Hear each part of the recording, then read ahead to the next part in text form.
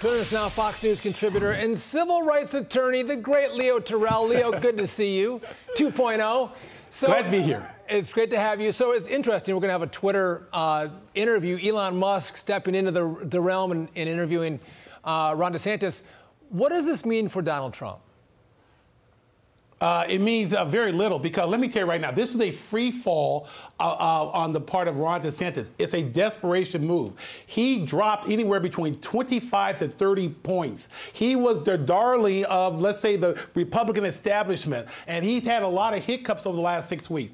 Donald Trump is not leading the polls. He's dominating the polls. And save this tape. Trump is going to win the Republican nomination. There's no doubt about that. And so what I see is a urgent need on DeSantis to get in the race and see what he can do. But the problem is this: Trump supporters are loyal. They're very, very loyal. Here's one that you're talking to right now. I left the Democratic Party because of the economic policies of Donald Trump. And tell you right now, Sean and Dagan, I'm quite happy being a Trump supporter.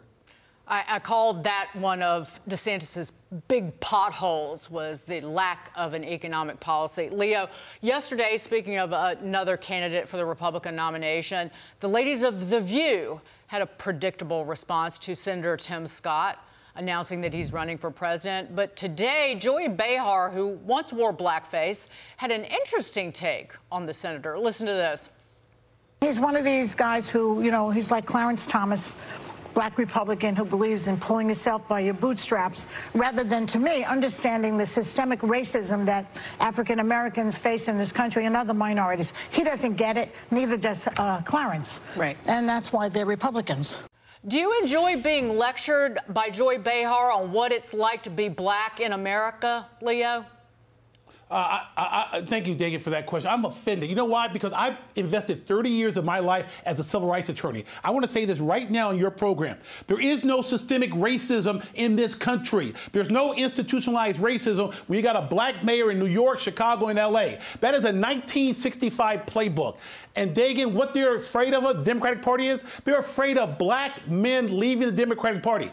If there's no black vote in the Democratic Party, there's no Democratic Party. There's no reparation arguments no more. They can't play the race card. They are desperate. Look at Joe Biden's poll numbers among blacks. He's polling poorly because blacks are leaving the Democratic Party. They don't want to depend on government. They want economic freedom, and you find that within the Republican Party. Here, Leo. Well said. Of course, we got to move to Hillary Clinton because she couldn't stay out of the circus. Last night, she called Donald Trump a cult leader. This comes just days after she warned of what a Trump victory would look like.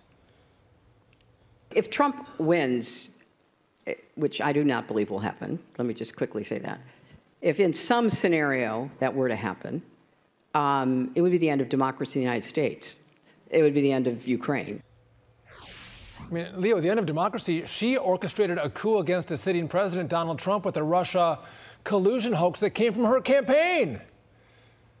Sean, this woman has zero credibility. That's the boogeyman approach. She tried to manipulate the election. She got caught in the cookie jar with the Durham report. She has no credibility whatsoever. So she's basically talking to the Democratic base. No one in this country believes Hillary Clinton. She is basically a dinosaur. And for her to attack President Trump, she can't, because she needs to look in the mirror and claim and basically look at her involvement, which was negligent and corrupt in her involvement in trying to manipulate the 2016 election.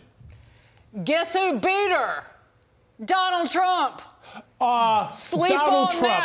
That. Sleep on that, HRC. Leo Terrell. Always a pleasure, sir. And always bringing the fire. Thanks, Leo.